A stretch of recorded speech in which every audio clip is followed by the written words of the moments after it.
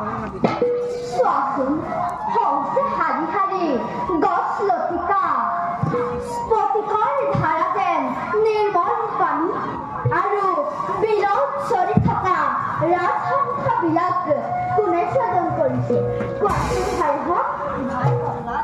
তুমি নিচেই কৰা আমাৰ ৰাজ্যত যিমানবোৰ মালি মালিনী আছে সেইবোৰ দেখোন আমাৰ প্ৰজাসকলেই স্বজন কৰিছে।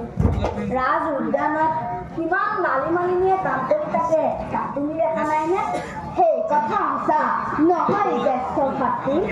গছ বন পশু পক্ষী সকলোকে স্বজন কৰা এজন গৰাকী আছে, তেওঁকে ঈশ্বৰ বোলে। বাৰু এইবিলাক কথা বাদ দিয়া। ভাইকক বিলত চৰি থকা হাঁহবিলাকক এটা এটাকৈ তাৰেৰে বিন্ধি কিমান যে ভাল লাগিব। লৈ আহিছোঁ। ভাই ল'ৰা তুমিও ধনুকা লৈ আহিব।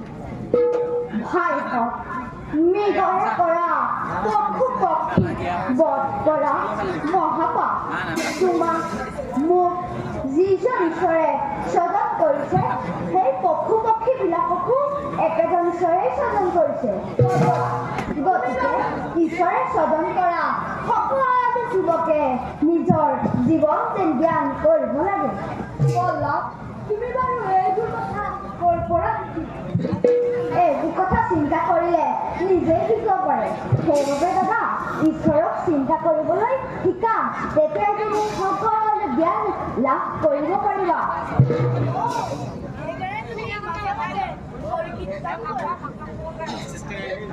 বাৰু এইবিলাক কথা বাদ দিয়া। ভাই প্ৰহ্লাদ তুমি আমাৰ লগত নিদ্ৰা কৰিবলৈ যাবানে নাই কোৱা? যদি যোৱা ব'লা, যদি নোযোৱা মাজে মাজে ঘূৰি বোলা।